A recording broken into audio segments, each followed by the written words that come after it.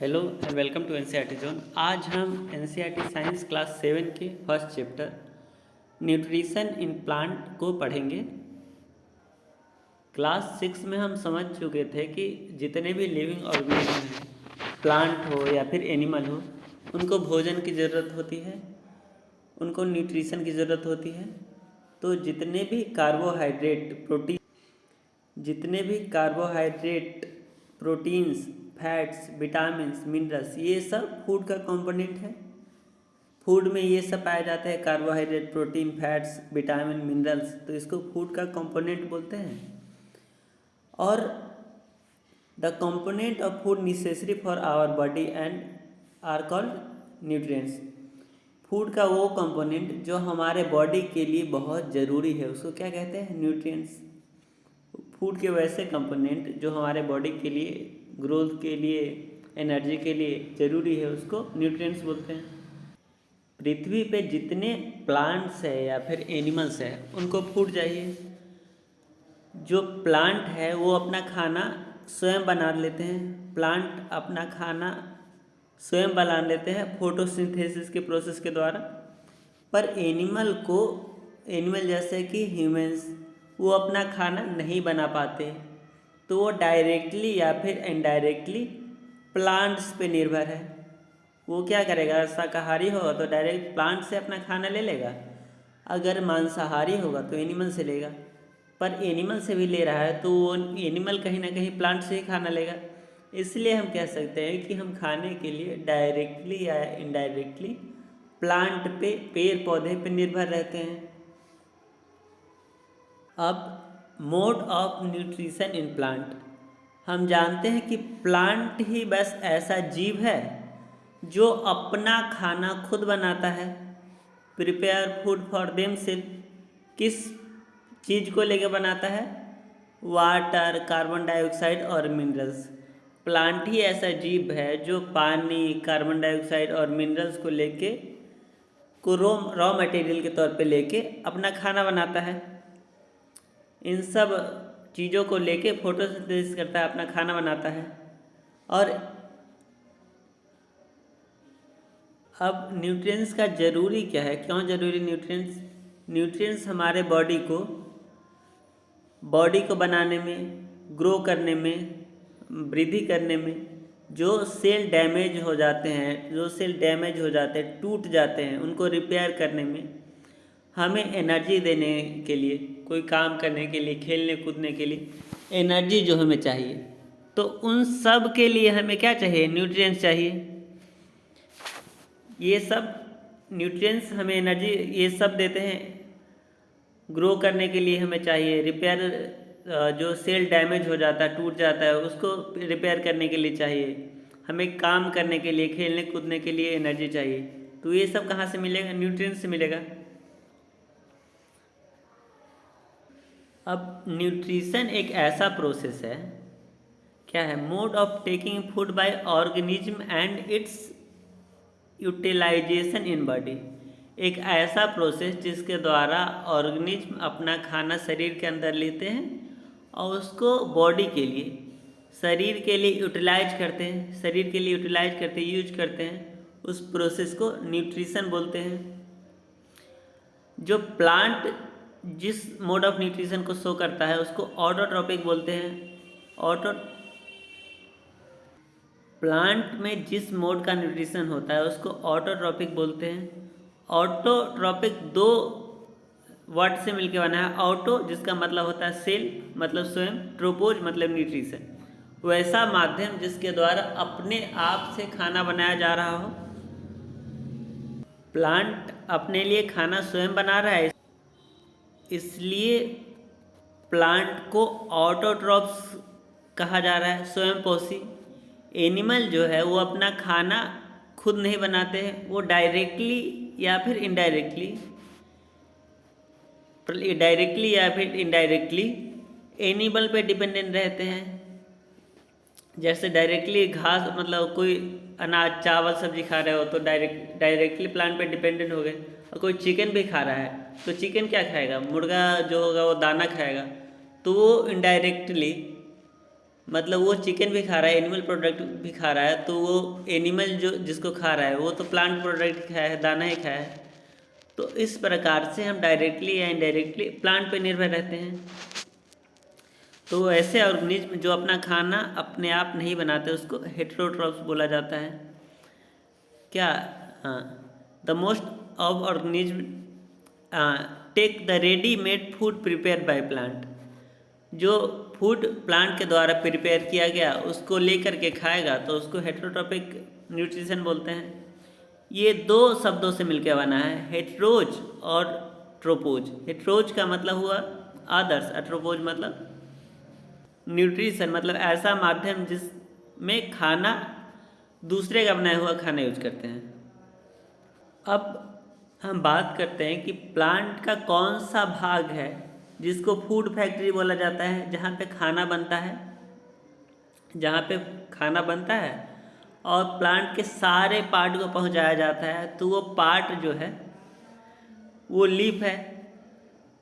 Photosynthesis के process में जड़, वाटर, मिनरल, मिट्टी से लेकर के तना के द्वारा, तना में कुछ कुछ झिल्ली नुमा वो होता है, मतलब नाली नुमा स्ट्रक्चर होता है जिसको वेसल्स बोलते हैं, जाइलम बोलते हैं। उससे पानी ले जाता है और मिनरल्स, और उसके बाद पत्ता में स्टोमेटा होता है जिससे कार्बन डाइऑक्साइड ले करके और सूर्य के प्रकाश की उपस्थिति में फोटोसिंथेसिस करता है पत्ता क्लोरोफिल के प्रेजेंस में, और उससे खाना बनाता है। तो इसका फूड फैक्ट्री कहाँ है? पत्ता में, लीफ में। फोटोसिंथेसिस के प्रोसेस कैसा है? रूट के द्वारा, रूट के मदद से सारे रॉ मटेरियल को वाटर एंड मिनरल जो सॉइल में प्रेजेंट है उसको रूट के मदद से लेकर के और प्लांट को पहुंचाता है। और साथ ही साथ अब गैस क्या है, यहाँ स्टोमेटा में, लीफ में एक टिनी पोर प्रेजेंट है। लीफ में एक टिनी पोर प्रेजेंट है जिसको स्टोमेटा कहते हैं। स्टोमेटा कहते हैं। वो गार्ड सेल से घिरा होता है और जो भी कार्बन डाइऑक्साइड एयर से लेना होता है वो स्टोमेटा के थ्रू होता है। जो भी कार्बन डाइऑक्साइड एनवायरनमेंट से लेगा, मतलब वातावरण से लेता है, वो स्टोमेटा के थ्रू लेता है। यहाँ स्टोमेटा का पिक्चर दिखाया गया होगा, जैसे इस पिक्चर में दिखाया गया है स्टोमेटा का। ये स्टोमेटा का छिद्र है, ये दोनों तरफ गार्ड सेल है और इसी के मदद से स्टोमेटा खुलता और बंद होता है और इसी के थ्रू लीफ कार्बन डाइऑक्साइड को एनवायरनमेंट से लेता है। वाटर और मिनरल जो चाहिए प्लांट को खाना बनाने के लिए वो लीव्स के पास कैसे पहुंचता है? वाटर और मिनरल ट्रांसपोर्ट होकर लीफ के पास पहुंचता है वेसल के मदद से। वेसल एक पाइप लाइक स्ट्रक्चर होता है, पाइप के जैसा स्ट्रक्चर होता है जो रूट से लेकर के और स्टेम सब में होता है और उसी से स्टेम ब्रांचेस से ट्रांसफ़र हो के लीफ के पास पहुंचता है। ये एकदम कंटिन्यूअस पाथ फॉलो करता है। यहाँ से रेगुलर आदान प्रदान होता रहता है। अब लीव्स खाना बनाता कैसे है? तो लीव्स में ग्रीन पिगमेंट प्रेजेंट होता है, पत्ते में ग्रीन पिगमेंट प्रेजेंट होता है जिसको क्लोरोफिल बोलते हैं। क्लोरोफिल के मदद से वो सोलर एनर्जी को कैप्चर करता है सनलाइट से। सनलाइट से सोलर एनर्जी को कैप्चर करता है और उससे अपना खाना बनाता है और सोलर एनर्जी को कैप्चर करता है और कार्बन डाइऑक्साइड, वाटर और मिनरल्स की मदद से अपना खाना बनाता है। और इस पूरे प्रोसेस को फोटोसिंथेसिस कहते हैं। फोटोसिंथेसिस दो शब्दों से मिलकर बना है। फोटो जिसका मतलब होगा लाइट, सिंथेसिस मतलब टू कंबाइन। मतलब ये प्रोसेस तभी होगा सनलाइट में होगा या फिर कभी कभी बल्ब की लाइट में भी हो जाता है। ये तभी होगा जब लाइट होगा, उजाला होगा। अब हम जान गए कि फोटोसिंथेसिस के लिए क्या क्या जरूरी है। Water, minerals, sunlight, carbon dioxide, ये सब फोटोसिंथेसिस के लिए ज़रूरी है।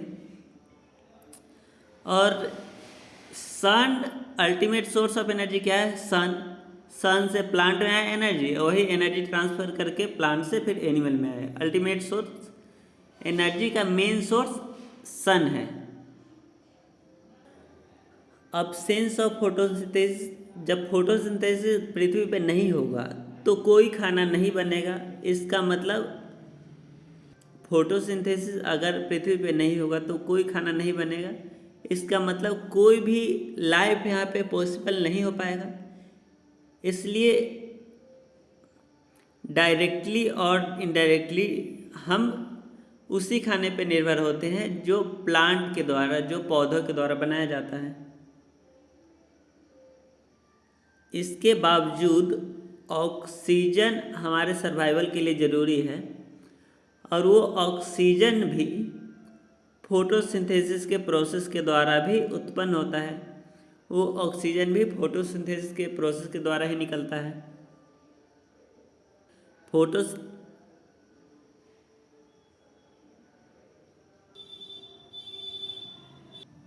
फोटोसिंथेसिस के प्रोसेस में क्लोरोफिल जो लिप्स के सेल में प्रेजेंट है, वो सनलाइट के प्रेजेंस में कार्बन डाइऑक्साइड, वाटर को ले करके कार्बोहाइड्रेट और बनाता है और ऑक्सीजन छोड़ता है। क्या क्या होता है फोटोसिंथेसिस के प्रोसेस में? कार्बन डाइऑक्साइड और वाटर को लेके सनलाइट के प्रेजेंस में, सनलाइट रोशनी से, और क्लोरोफिल पिगमेंट पत्ते में प्रेजेंट होता है, लीफ के सेल में प्रेजेंट होता है। इन सब के प्रोसेस से कार्बोहाइड्रेट और ऑक्सीजन बनाया जाता है। क्या होता है? कार्बन डाइऑक्साइड और वाटर लेता है सनलाइट के प्रेजेंस में, पत्ते में क्लोरोफिल प्रेजेंट है, क्लोरोफिल कार्बोहाइड्रेट और ऑक्सीजन बनाता है। यही होता है फोटोसिंथेसिस के प्रोसेस में।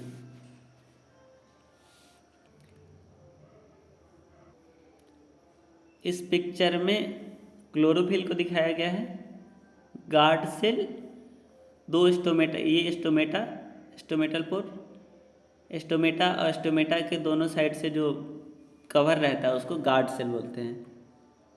यहाँ दिखाया गया है स्टोमेटा को। ये सब लीफ का इंटरनल स्ट्रक्चर है। इस डायग्राम में फोटोसिंथेसिस को दिखाया गया है।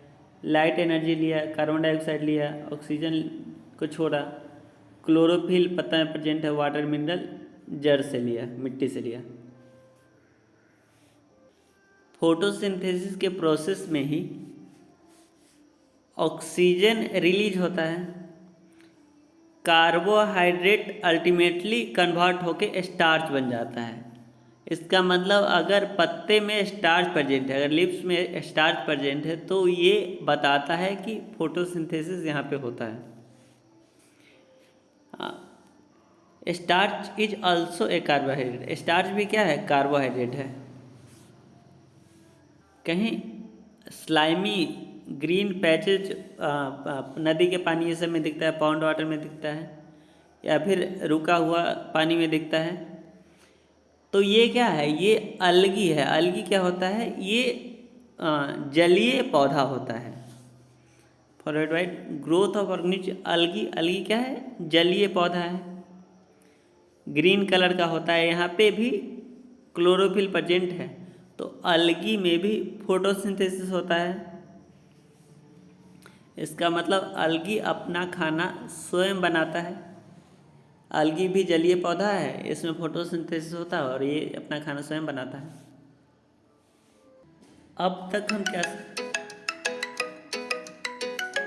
अभी तक हम जाने थे कि कार्बोहाइड्रेट फोटोसिंथेसिस के प्रोसेस में कार्बन, हाइड्रोजन और ऑक्सीजन से मिलकर बनाया जाता है। मतलब कार्बोहाइड्रेट बनाया जाता है और साथ ही साथ ऑक्सीजन रिलीज किया जाता है। पर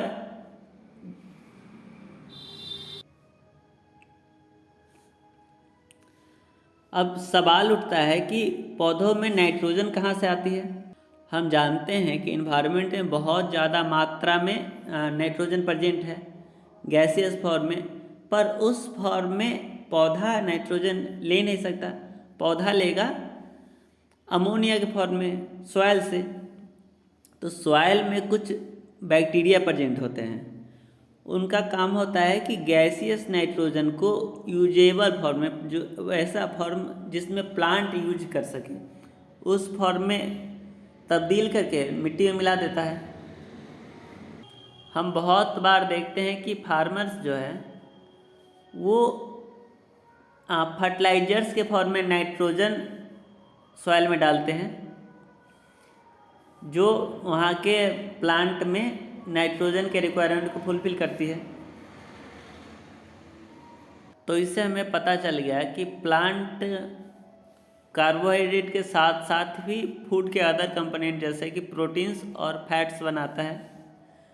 इस वीडियो में बस इतना ही। हम नेक्स्ट वीडियो में इसके आगे वाले टॉपिक को पढ़ेंगे। धन्यवाद।